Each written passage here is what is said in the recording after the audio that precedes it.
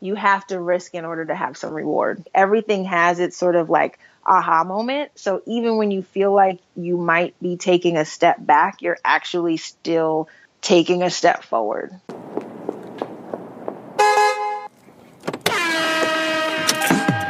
Hey, this is Raina Campbell, your Chief Dream Driver, and welcome to the No Parking Podcast, where through conversations and discussions with creators like yourself, we'll find interesting approaches to help you take your dreams out of park, put them in drive, and ride towards success. Hey Dream Drivers, welcome to episode 156 of the Dreams and Drive podcast. Today we are going to be speaking with Kristen Carter, who's a content creator, entrepreneur, and inspirational speaker from Newark, New Jersey. She has produced for top programs including The Voice and Black Girls Rock. She served as a speechwriter for BET CEO of Deborah Lee. Kristen's professional experience spans across a number of different formats, including documentary, competition, live events, digital content, and narrative film. And most recently, Kristen wrapped the Director of Unscripted Development position where she co-executive produced the documentary show Motherly Love, which is a companion special to the record-breaking documentary series Black Love on the Oprah Winfrey Network. And in that role, she had a hand in selling 2 cable specials in just 9 business days. Kristen continues to develop television projects independently while also writing and producing hit cable programs. She has her own company, Jazzy Dreamer Entertainment, LLC, which is a multimedia company that specializes in writing, consultation, and production services. And Kristen is going to take us along her dream driving journey of what it's like to be a working creator in the entertainment industry. She takes us through the highs and lows, some of the challenges she's facing, some of the special projects she's working on, and most importantly, she gives us her personal tips for success that you can use if you're trying to make it, if you're a creator and you need some encouragement when it comes to trusting your magic. And don't forget, you can find us on social at Dreams and Drive across the board on Facebook, Twitter, and Instagram. Make sure you guys are talking about the show, you're tagging us, and you're using the hashtag Dreams and Drive. And remember, we're still doing the giveaway of Charlemagne the God's book, Black Privilege. Opportunity comes to those who create it. If you want to enter to win that book, just go to dreamsanddrive.com/win, dreamsanddrive.com/win. So I wanted to take some time out before we get into the episode to tell you guys about a podcast that I love and I encourage you all to add to your queue this week. And that is the Journey to Launch podcast, which is hosted by Jamila Souffrant, a wife, mom of 3, and a certified financial education instructor. On her podcast, Jamila explores saving, budgeting, investing, wealth building, entrepreneurship, and early retirement. Along with her husband, Jamila is in the pursuit of financial independence and hopes to achieve it in 5 years. Last year, get this guys, last year they saved and invested $85,000, and now she wants to teach you the same strategy she used so you can save more money at your income level. Jamila has over 45 episodes produced, but here are some that I think you guys will really enjoy.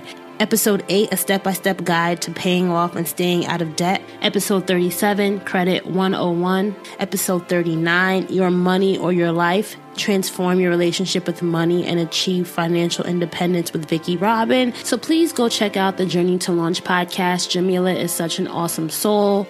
I'm so excited about the relationship that we're building, and I love tuning into her podcast each week because I know that I can always get better when it comes to my own financial independence journey and just my wealth building, financial building know-how. That's definitely something I want to invest more time in 2018. All right, so we're going to get into the show, and we're going to start where Kristen and I reminisce on how our paths first crossed.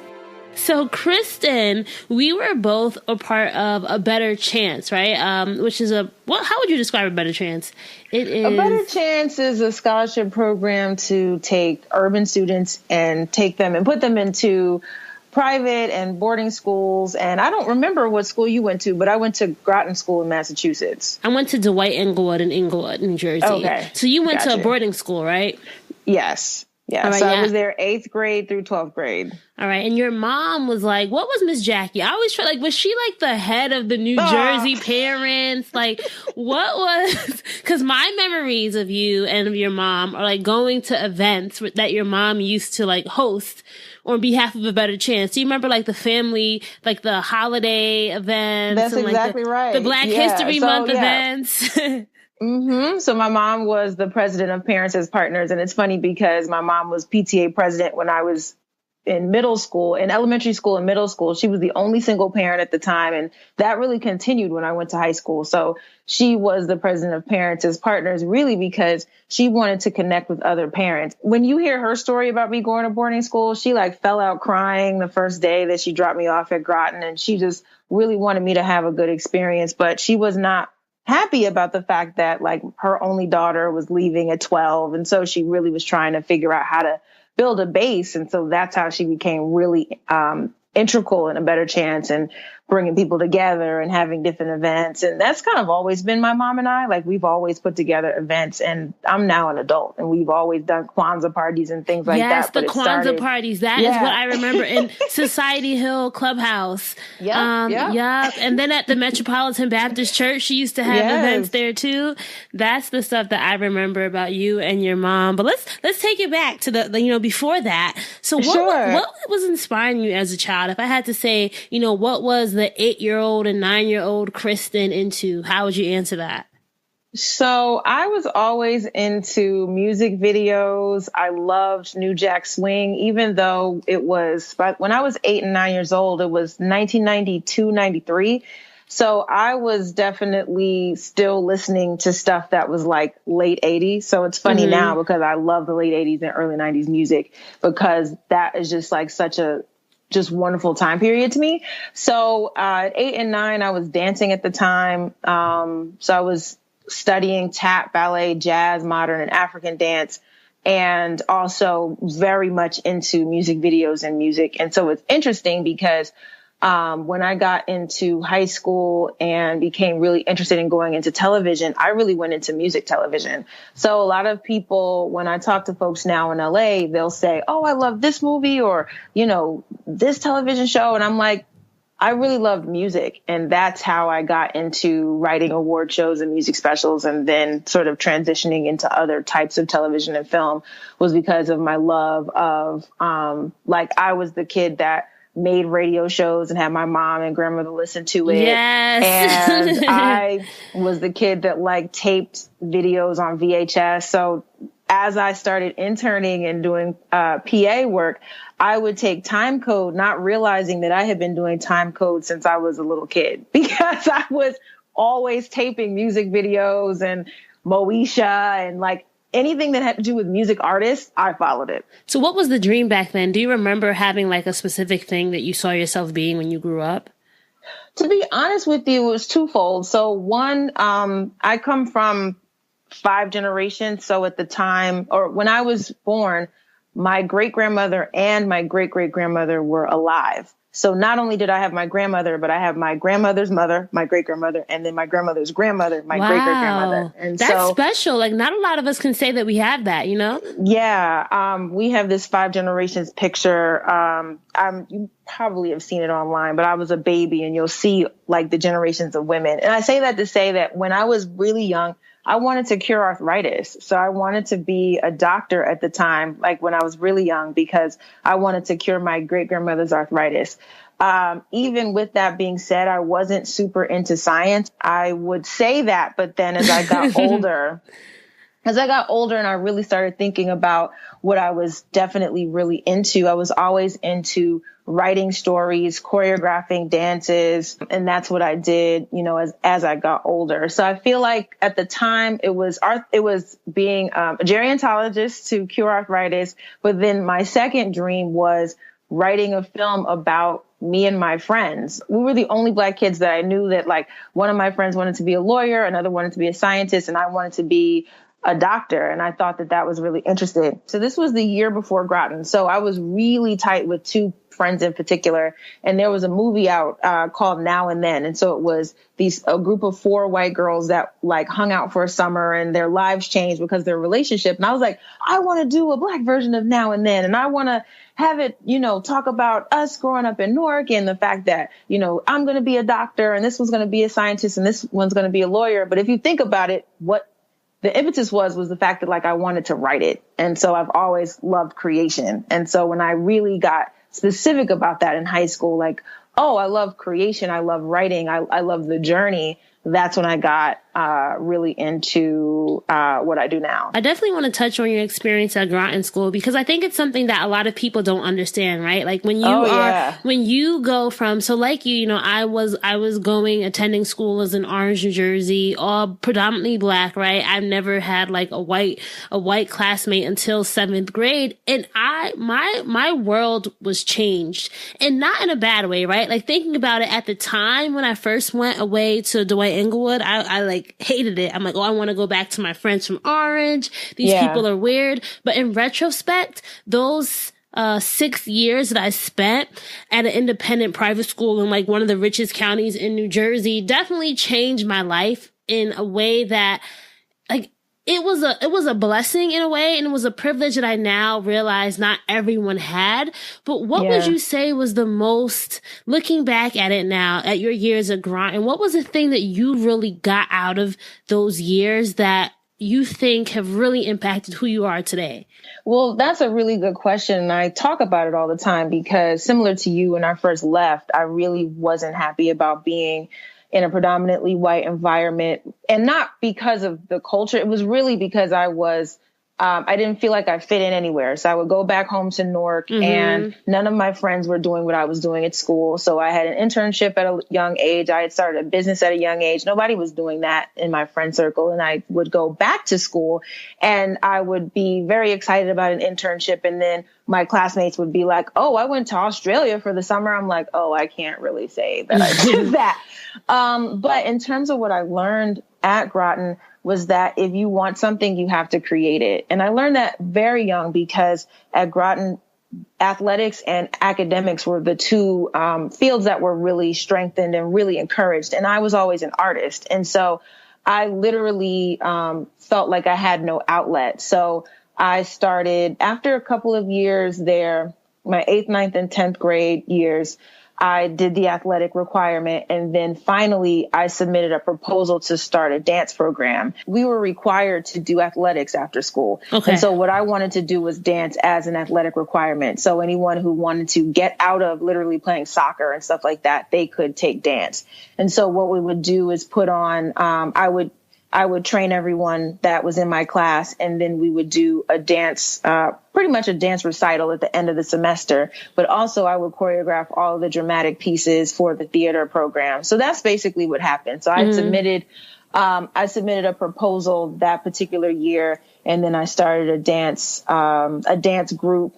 And it's really interesting to see what's happened out of that, because at the time, there was only one dance class that Groton held, and it was super basic, and it wasn't anything that really fulfilled me. And now it's 16 years later, but 16 years later, after graduating from that school, they have a performing arts program. They have a fully flourished dance program.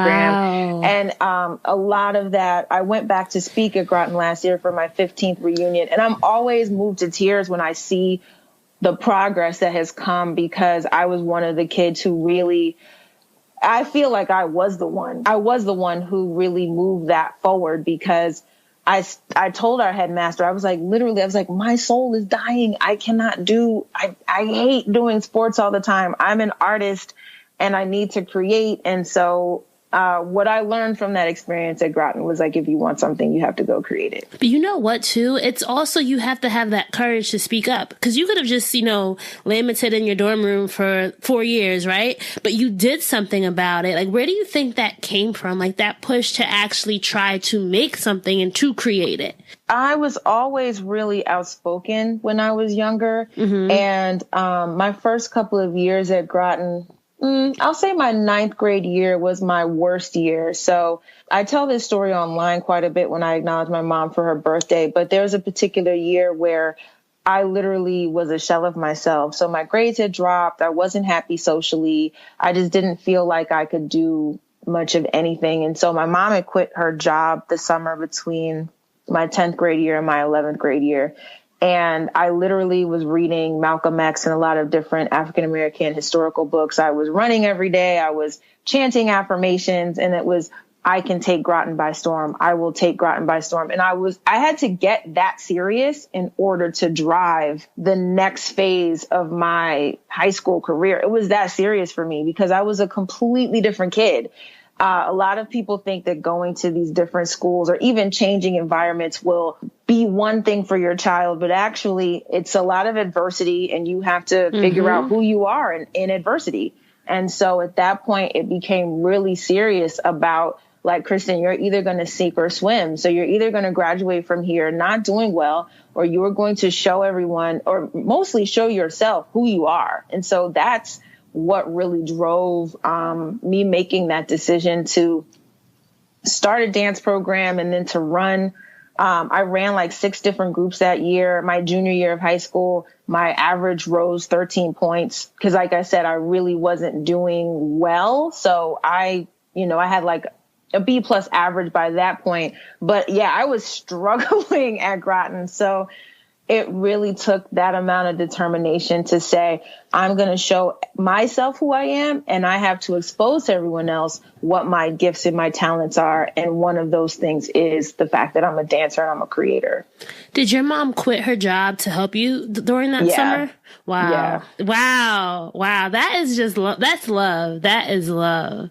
I talk about that all the time because I don't know how she did it, especially being a single parent and what we were going through at that time. She had just recently gone through a divorce and we were trying to get ourselves settled and we were still in the same condo complex. So you remember Society Hill, but we were going from one particular home where she wasn't the main income to now her like moving into her own home. And that was, her own growth and development. And then her child is away from school, and, away from home. And then I come back and she's like, who is my kid? Like, I don't recognize my child.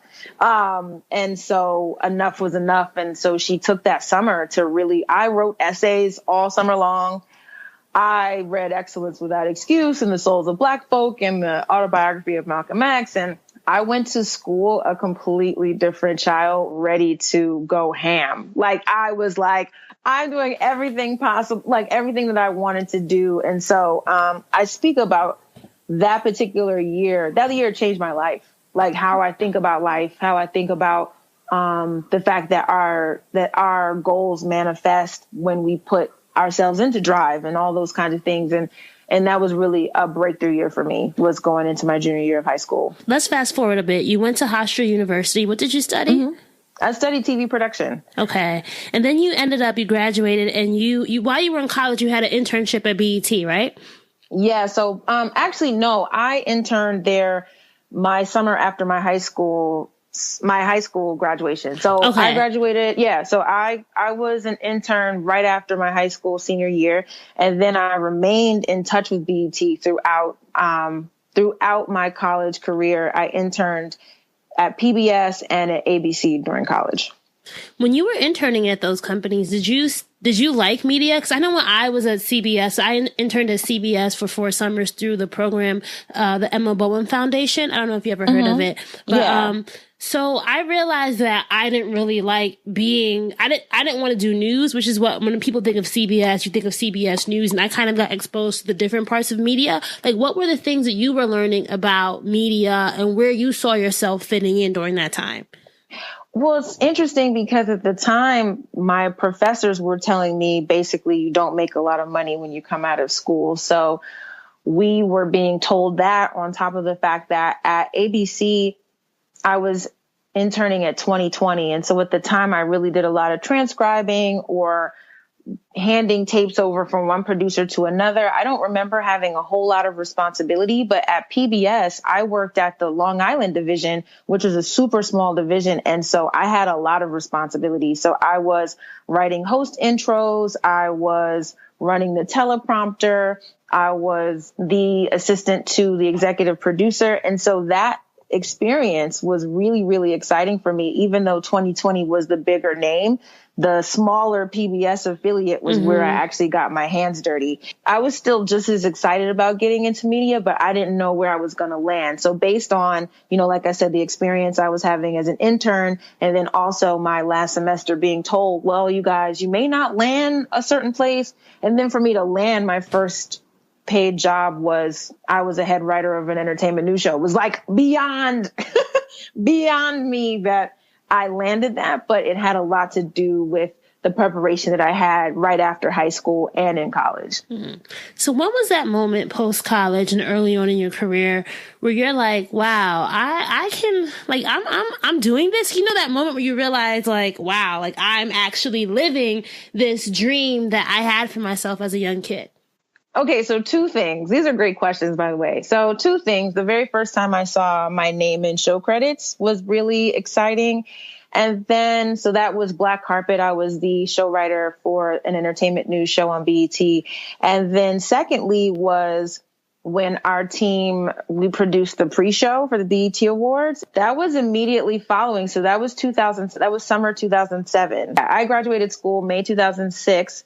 I started at Black Carpet July 2006, and then we went to the BET Awards 2007. That was such an honor because I grew up watching that show. And so it was a huge deal to prep talent. And at the time, it was funny. My mentor actually came back to help write that show. I fully wrote the pre-show 2008. But so I was working with Dara Cook, shout out to her because she's an executive at VH1, and she has like been such a blessing in my career. There's been a couple of people who have just been major blessings to me. And so I really learned from her that year how to like work on the fly because award shows are crazy. They're totally live. So you're grabbing talent at the same time of like changing show copy. You're at the prompter, like yelling at the prompter operator to change something. Every time I worked at BET Awards, even now, like I'm always emotional about it because there's such a energy and there's such a love. And because I grew up at BET, sure, I work at other companies now, but I grew up at BET. So I feel like the BET Awards is almost like a family reunion. It's the one show that everyone kind of comes back and works on. Can you talk to us a little bit about how like entertainment and media jobs are structured? Like, were you working for BET or were you being hired on as like a contract producer? Like, how does that work?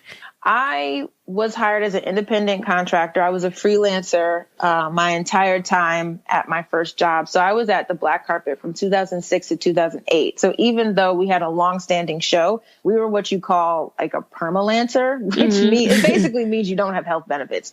So you are freelance. You can work other places, but you're on a long-standing show. So as a freelance television writer and producer, I pretty much bounce from show to show. So let's say I do a season of The Voice. I work on that show and then I look for my next show. And then I'm working on Being for Centric. And then I sort of bounce and go to another show. And so that's what a freelancer is. So you're consistently looking for your next job. And there's pluses and minuses to being a freelancer. I personally love it because I always say I feel like security is an illusion. So we're in a season and a time where it's not like you can work at Ford for 20 years. You can't work at these big major companies and just stay there. There's a lot of movement and there's constant transition in the entire world. But as a freelancer, I never got settled in, okay, I just am on one show. I'm always looking to make relationships and build relationships. I'm always looking to heighten my resume and make sure that I'm supervising something or just showing my strengths. And so you're constantly in that mode of growth. It takes a certain amount of trust and a certain amount of faith to know that everything is going to work out. So even though I might be on this one show, I don't actually know what's coming next. I know something's coming next in my spirit, but I actually don't physically know what's coming next. And so that's always been really awesome because I've worked consistently and I've been in the business for 12 years. Is that also when you had to launch your own company, Jazzy Dreamer Entertainment? Jazzy Dreamer Entertainment was created really because when I was working at BET in 2006, 2007, a lot of people wanted me to write one sheets and show descriptions. Folks were trying to sell shows or write bios. So I just would do things on the side for people. Even now, like I'm an executive at this point and I still do bios and resumes on the side and different things because people come to me and just ask for services.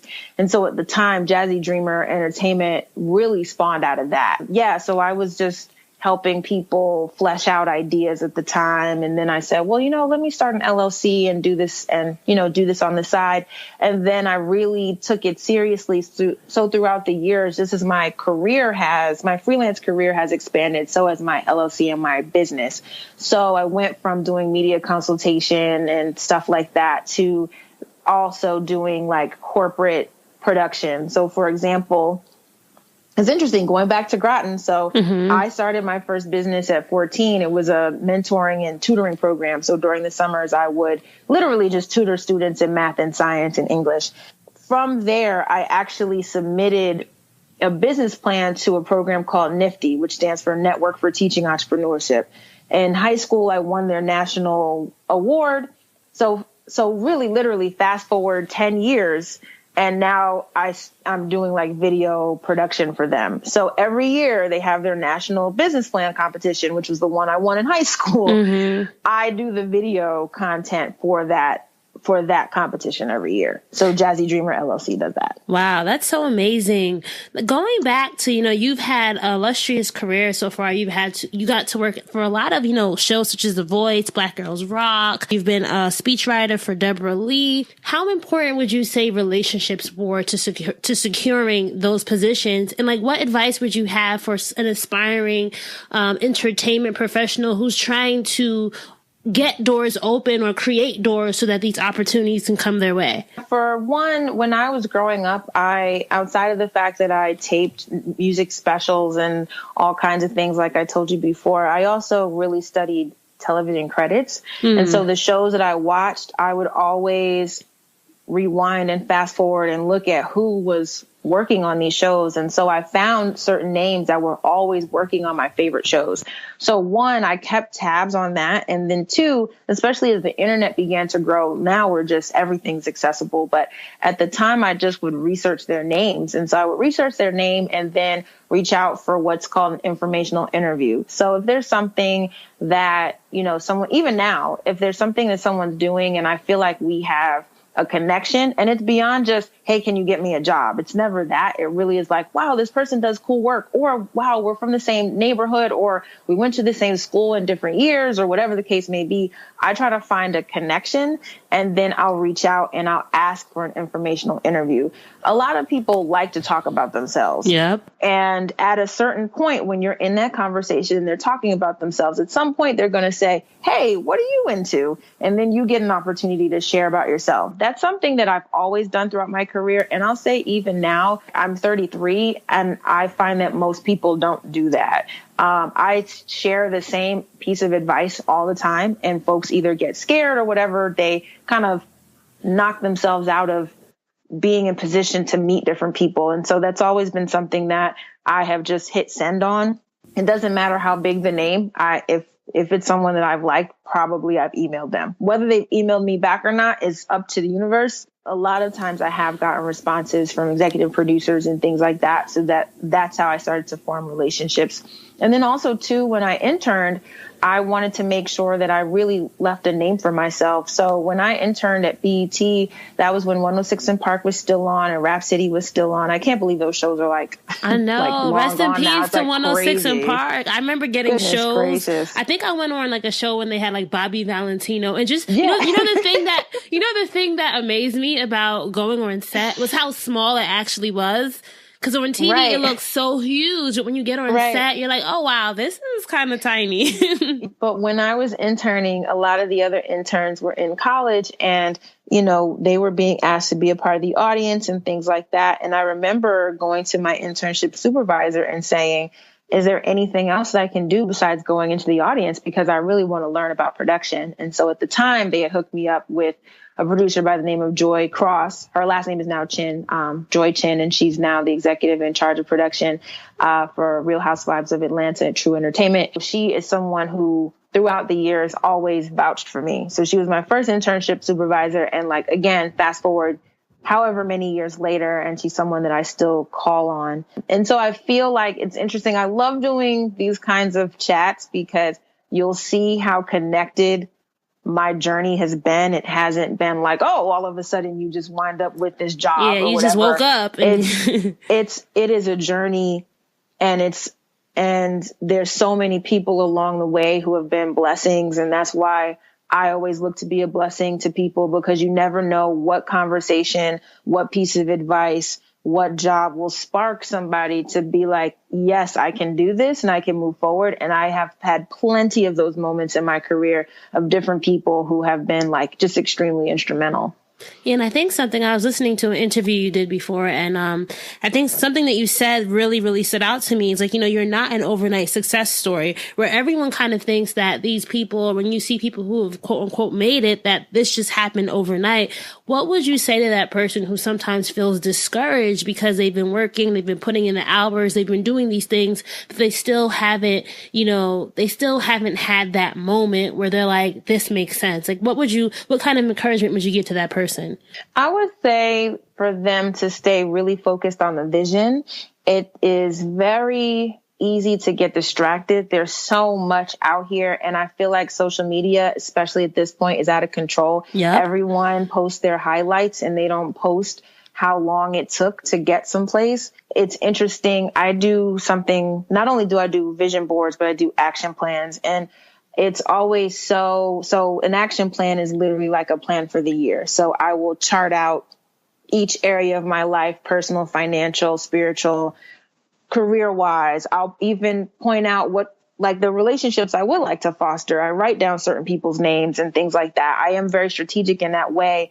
And it's natural. It's not like I'm like going after someone, but it's like, oh, who would I like to work with? Who are the types of people I would like to work with? I write down those characteristics. I write down how I want to feel. And so when I look back at my 2006, 2007 action plans and when I first got started, it's not something I look at all the time, but like at the end of the year, like December 31st, I pull everything out. Mm-hmm. I watch The Wiz is in the background because I feel like that's a whole nother question and answer about why The Wiz is significant for me. But on the last day of the year, I do look at my progress and I'm always really grateful because a lot of the things that I had charted out in those first couple of years have already happened. And then I look at my more recent action plans and just see how things continue to go. And so sometimes progress doesn't happen on your time. That's not how life goes. And so you get an opportunity to either like restate that goal and make that vision plain, or, you revise it. And so for anybody that is still working, I would say keep your eyes on the vision and also be surrounded by a great tribe. I think it's really important to be around people who uplift you and encourage you, and that you also want to encourage, that you believe in. I think that that's extremely important. So, as you're working, and I know you definitely have a different perspective because I'm seeing it from I know the podcast landscape really well, but I may not know when it comes to unscripted development or feature film development. What's something that you think is missing in the industry, or a space that you think content creators may not necessarily be thinking about? Is there a type of show that is lacking, or something that's lacking within this space that you just wish more millennials were taking advantage of and creating content for? That's a great question. I would say scripted podcasts. You know what? That's so crazy because I've had this idea in my mind for one, but it's it seems so, not that it seems hard just because I'm so used to the question and answer style interview podcasts, but there are some scripted ones that I love and I'm there's really a space for this, bringing back that radio style programming where people would gather around the radio to hear fictional stories. That's really cool. Yeah. She said that. And it's so funny because one of my friends, her name is Shirley Renee Williams, and she's a producer at Refinery 29. Mm-hmm. When I first met her, she's going to laugh if she listens to this interview. When I first met her, she had a scripted podcast. It was called Like Us. And when I met her, she had a television pilot that she then turned into... Yeah, she had a television series that she then turned into sort of a radio podcast series. And at the time, podcasts weren't huge. I was like, what is she thinking? I was like, oh, maybe this isn't a good idea. And she still moved forward with it. So I'm happy that she did. But I totally was like, I don't really get it. And so it's interesting to see now that 10 years later, that's where I feel like millennials are going. And then also, I was a big fan of the show Fruit, which was produced by Issa Rae Productions. Yes. One of my good friends, Benoni Tego, oversaw that particular show, and he's really into scripted podcasts and things like that. So he's actually one of the people who got me sort of on like, hey, this is the new wave. You need to get on. So it's really cool to see and to hear really some of the shows that are coming out. There's also a show called The Black Widow. I don't know. Oh my God. That is my that is my guilty pleasure. Like if my boss knew that I was listening to the Black Widow podcast while I was at work, he'd probably give me the biggest side eye. Like what? Like sometimes, when you have your headphones in and you're not sure how loud they are. Right. Like, I'm like, oh my God, I hope no one can hear this. I hope no one can hear this. It's the same thing. When that one came out, I was like, oh, okay. I see where we're going. But that one, what's his name? Eric Dizzy. He is such listen, if you guys have not heard it, even if you're not into like, it's an erotica type podcast, but it's so well done. Like when I'm listening to it, the sound engineering on that is like crazy. Like he'll put sound effects for like everything. Like there was this one episode where somebody was like moving through a hallway and it switched from like your left ear to the right ear as they were walking. It sounded so good. I was like, wow, that's amazing. Yeah, I'm a big fan of that one. So I definitely think that scripted podcasts are something that folks should check out and should also create. Thinking about, you are, I'd want to say you're like a master producer, just given your background. What exactly, being a producer to me is you have to know how to put together the story, right? And I think this will be a good lesson for people, even if they're not into content creation. A lot of us don't know how to tell our stories. What are the key things that you would recommend to anyone, whether they're telling their own story, whether they're putting together another project story? What are the key elements to making that story successful? Well, I think it's really important for us to take a look at our highlights. So again, as you said, I feel like everybody has a journey. Everyone has a story. We're all interesting beings in and of itself, whether we think we are or not. And so it really is taking the opportunity to take a step back and to think, what are some of the highlights? What are even some of the lowlights that have sort of driven our lives? Because there are those moments, whether people realize it or not, there is a journey in every life. And so it's important to be very specific about that. And then also really find a through line. So whether you're telling your own story or whether you're telling someone else's story, it's really important to listen to, okay, here are some of the elements that this person has gone through or that the story is sort of evolving into. What's the through line that makes everything succinct? And so that is how you get from a beginning, middle, and an end. And so again, that's from whether you're telling your own story or whether you're trying to create a fictional story, is really finding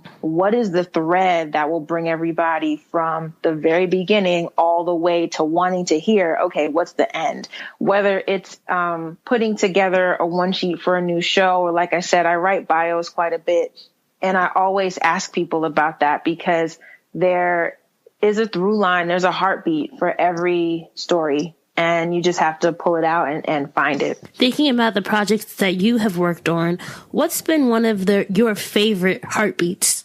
I really loved Black Girls Rock. And it's because it's such a celebration of women and of young people. I was responsible at that time for producing the segment called Making a Difference Girls. And so I had to travel across the country to interview 3 young ladies who were all entrepreneurs in their own right.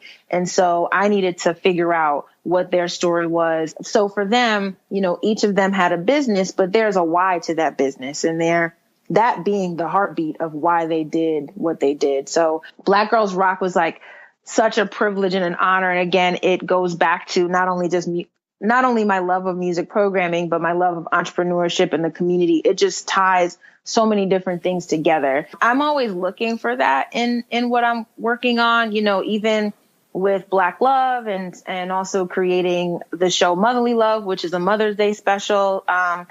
It was really all about hearing those stories and hearing why or how generations of people or generations of families were able to really sustain through the years. So we see these celebrities who, we look at as being like the perfect family, or for Black love, the perfect marriage, but you don't know what it takes to have a marriage or to have a family. And so you have to really ask those questions in order to figure out the why. What makes them keep their family intact? What helps them keep their marriage intact?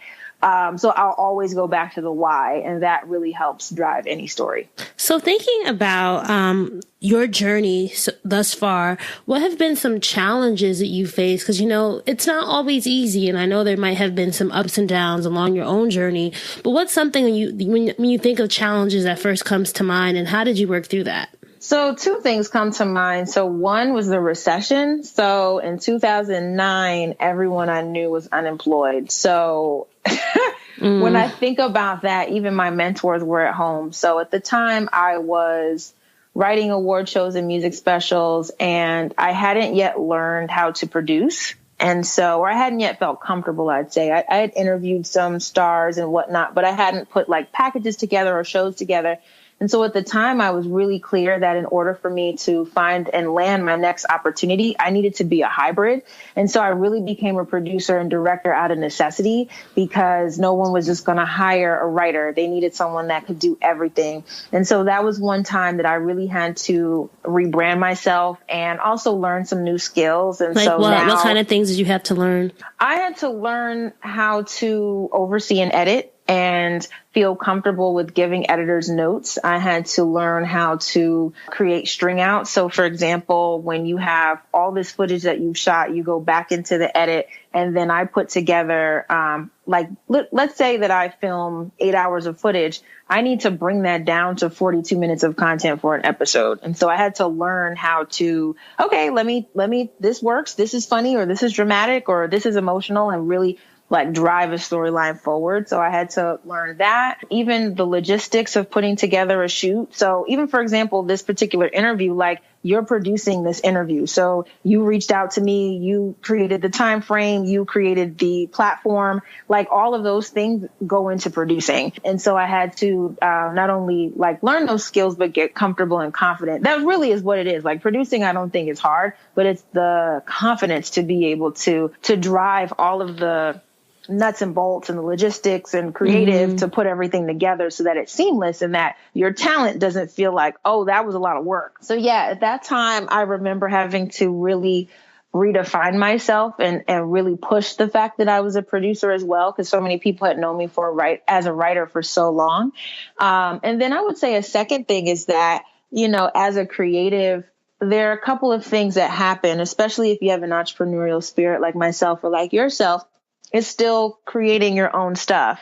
I'm a filmmaker as well. And so I wrote and directed a short film that was released in 2012 and did phenomenally well on the film festival circuit and was really a gem and very special. But I was so broke after.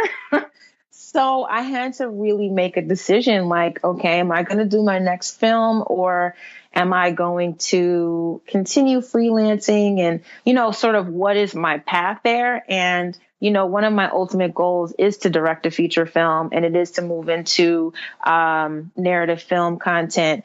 And that's still a dream of mine. And so that's something else that I'm working towards. But in the interim, it's still gaining the experience of, overseeing a slate of shows and directing in that fashion and producing in that fashion. So I would say those are the two things, the recession, and then also keeping your projects alive while you're paying bills and while you're growing in the industry.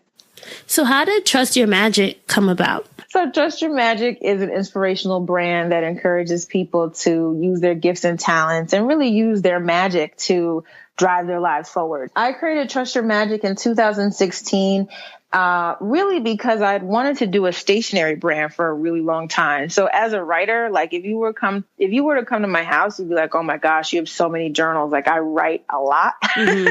And so I wanted to create a journal line for years. And so I got really serious about it in 2016.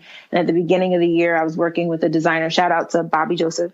It's so funny. I'm shouting out all these people and I'm they're all going to listen to this.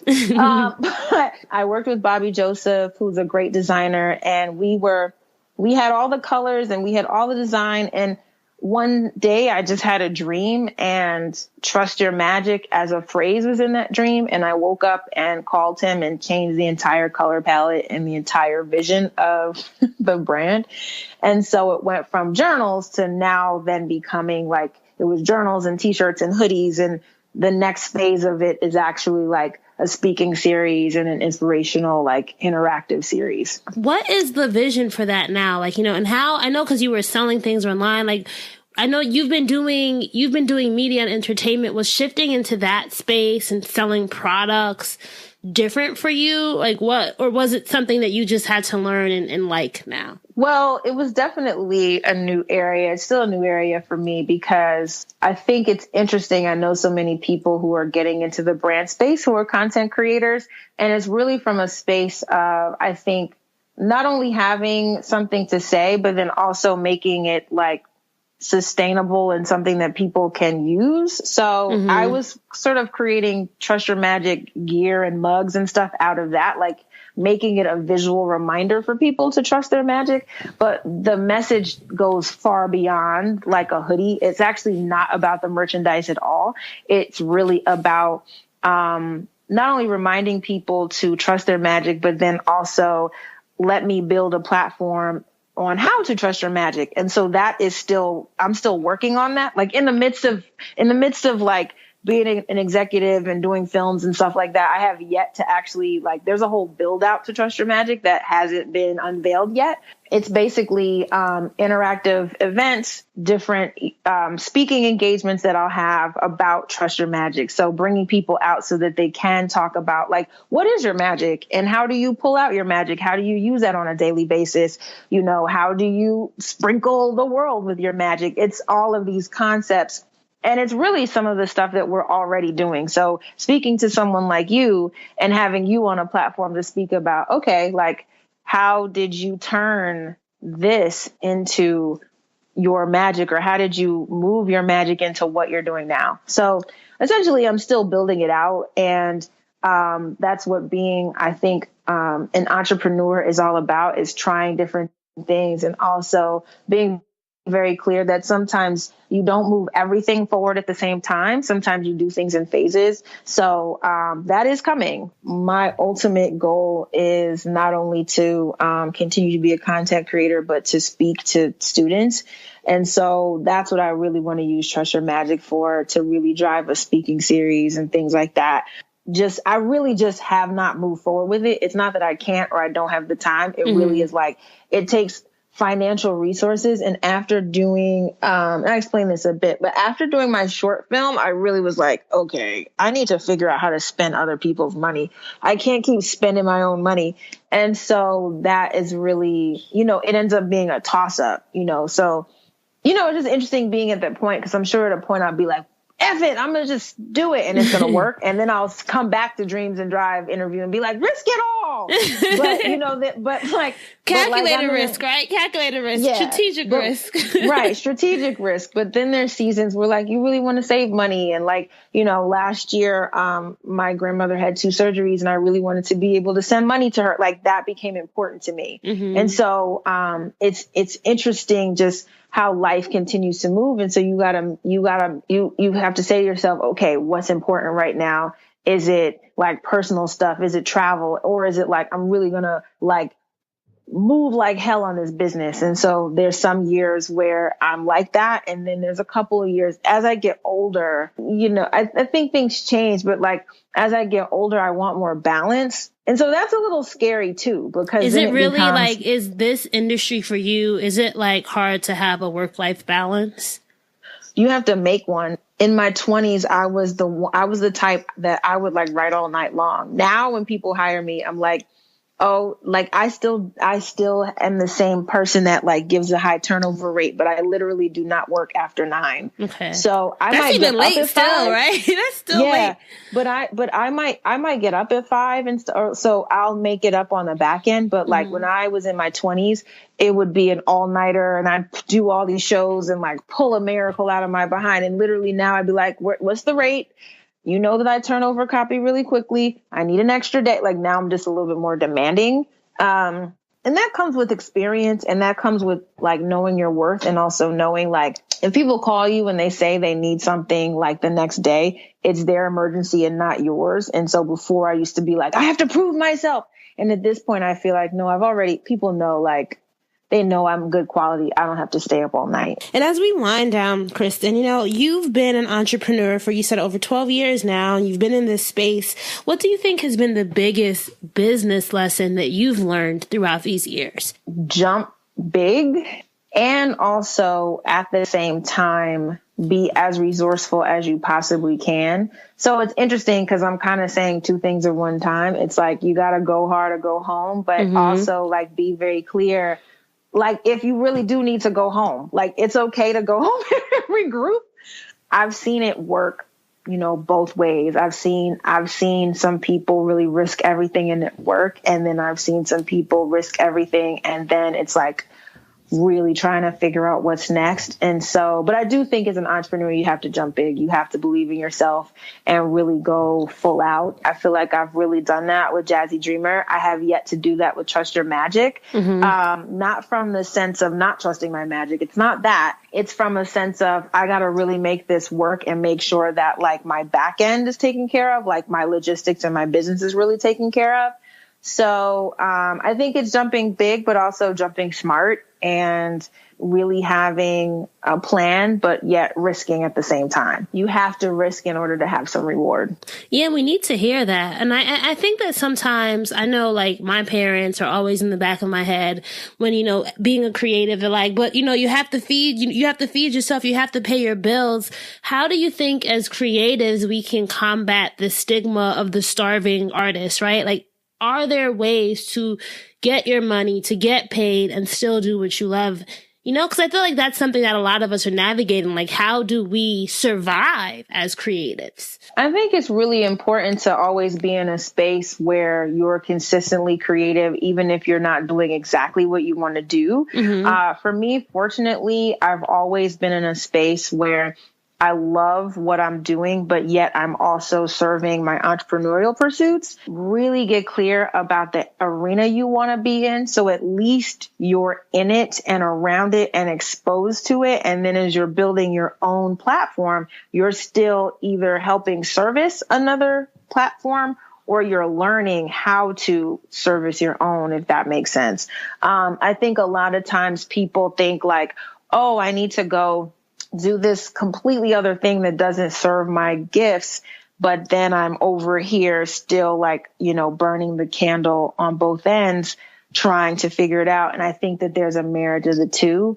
And so the only thing I can do is say that like, I've been really, really, really fortunate that my entire career I've been in television and I've never had to choose, except for the recession. You have to do some rebranding there, right? Yeah. At the time I was working for Johnson & Johnson and trying to figure it out. It was like the first time I thought like things weren't going to happen. But even still, like I was working at Johnson & Johnson, and then I was also a substitute teacher. And because I'm passionate about education and community, I was still able to be like very creative with my students. So I was like creating a television platform for them. I was working at Arts High School in Newark. So I was helping them create their television platform and things like that. And so that honestly, seeing the kids and being a part of like the next generation really helped fuel my rebrand and saying to myself, okay, I really need to get serious if all these people are going to re-enter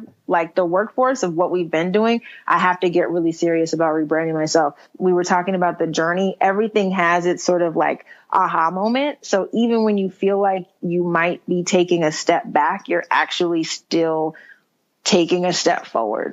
Oh, look, you are such a producer. You know how to wrap everything up. You know how to get the right sound bite and everything. So Kristen, what keeps you going when you feel like giving up? What keeps me motivated is knowing that the generations before us had it so much harder. To be honest with you, we talked about the fact that I grew up with 4 generations of women. So my mom, my grandmother, my great-grandmother, and my great-great-grandmother. And I better not complain about oh, my business, isn't growing the way I want to, when like I know what they were going through in the early like 1900s. I know that because I literally lived with them. So it wasn't just me thinking about my ancestors arbitrarily, like literally my current ancestors who have passed on, I have lived with them.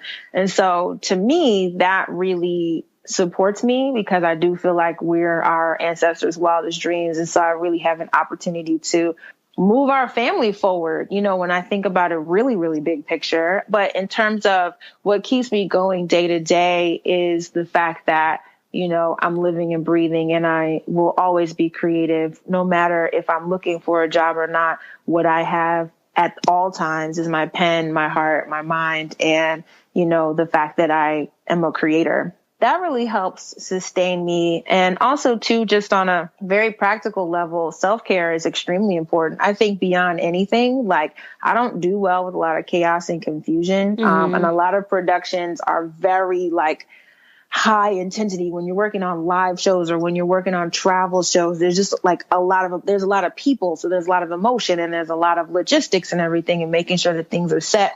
And so for me, self-care, like massages and reading and meditation and making sure that I set an intention for the day and that I'm really grounded in who I want to be. If I'm driving a team, I need to be exemplary of what I want that team to be. If I'm not heading up the team and like, I don't think that things are moving in a certain fashion, I need to be an example for that person so that they can look and say, oh, well, like maybe I can get some calm from Kristen. Like literally, like I need to be the calm.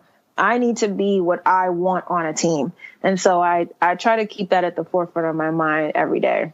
What are some resources or books that you would recommend that are some of your favorites that you use in the day-to-day that you would recommend for our dream drivers? So I'm a big fan of an author, Marianne Williamson. One of my favorite books is A Return to Love. That literally changed my life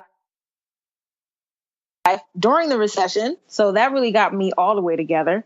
I'm currently rereading The Mastery of Love by Don Miguel Ruiz. I'm literally looking at the cover right now. He created the book, The Four Agreements. Okay, I know that one. I'm a big fan of The Four Agreements. I'm a big fan of The Secret, like that whole series, like The Secret, The Power, The Magic. I just interviewed Felicia Leatherwood, where her episode just debuted, and she talked about The Secret on that episode. That was episode 149. Did you know I worked with Felicia? You know, it's funny, when I was looking at your website, I saw that you did like a hair series with her, right? Yeah. Yeah, so she's great. She works primarily with Issa Rae. I mean, she works with so many people, so let me not say that, but she is like the main hairstylist, the key hairstylist for Insecure. But at the time, a few years back, we did a hair care series called Head Cases that ran on Issa's channel. So I'm really, really big into the law of attraction and what you think about, you bring about. So I read a lot of those types of books. For whatever reason, as much as I love stories, I do not spend a lot of time reading I read autobiographies, but I don't spend a lot of time reading fiction. I either read autobiographies or like inspirational books. Yeah, I'm the same way. I think when I was younger, I read a lot of fiction. So I'm happy that I read a lot back then, because I didn't realize how many of these stories that I know, but maybe it's just like the season you're in your life. Maybe you'll return to fiction or do that like when you're older or when you have the grandkids or something and you have to tell them some stories or something. Because I kid you not, A Return to Love really changed my life. I'm a huge fan of Marianne Williamson. And then like the books that like The Alchemist is a book that I love as well. I read that late. Like I read that last year, and a lot of my friends were like, you have to read it. And I kept putting it off. And when I read it, I was like, wow.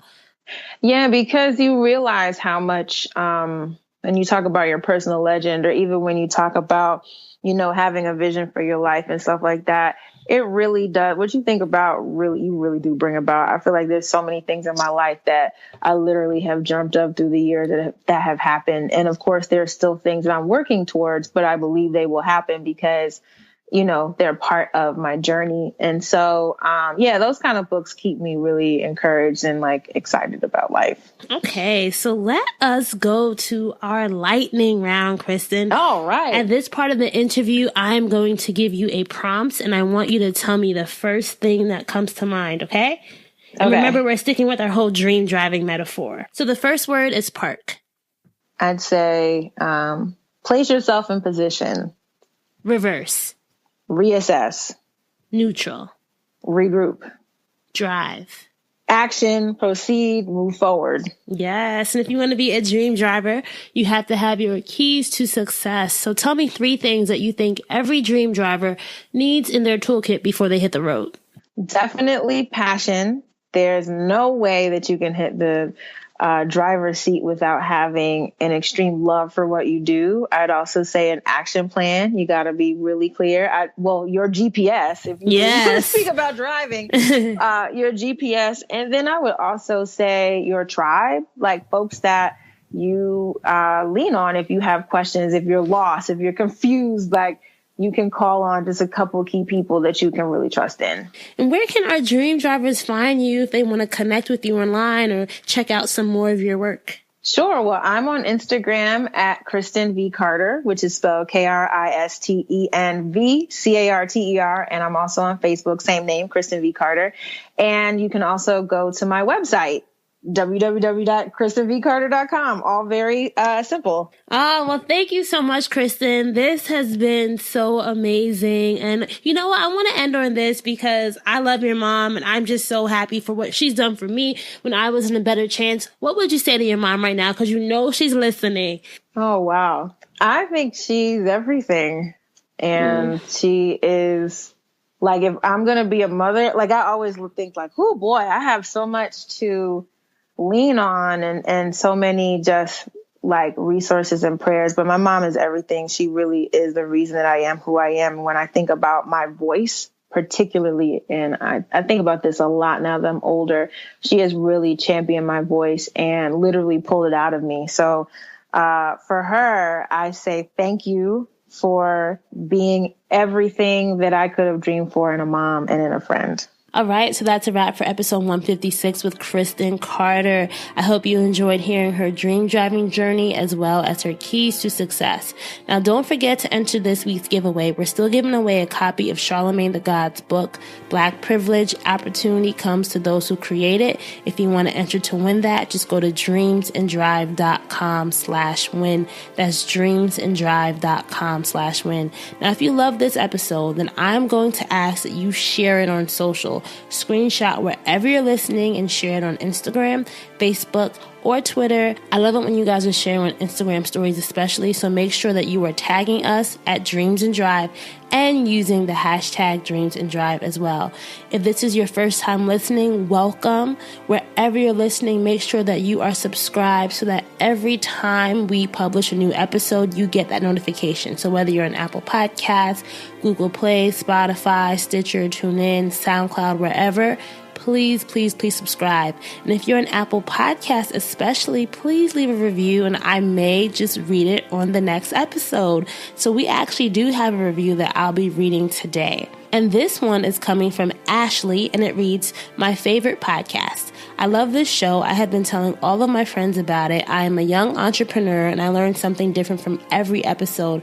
My favorite part is the end where she does the lightning round, and everyone's response is so different, but always motivating." Thank you so much, Ashley. I love doing the lightning round as well. I feel like it's so interesting to see how people respond to it, and you can definitely see how everyone's, inspirations, motivations, and just their thought patterns are different. So it's a part of the episode that I enjoy as well. So if you guys want to hear your review in the next episode, just go on over to Apple Podcasts and leave a review. If you're not already part of our Dreams and Drive Facebook group, come on over. The easiest way to get access is just to search Dream Driver Mastermind and join there the next time you're on Facebook, or you can just go to dreamsanddrive.com/Facebook. And if you want to join our online newsletter, The Keys, and it goes out every week, just go to dreamsanddrive.com/join. That's dreamsanddrive.com/join. So I have a little treat for you guys. Here is a preview of our next new guest, Jessica Spalding of the Harlem Chocolate Factory. Whenever I came up to somebody that I felt had like a good business sense, my question was, do you know somebody who does something in this area? Do you know somebody who knows something about this? All right, keep dreaming, keep driving, and we'll chat again in episode 157. Bye, guys.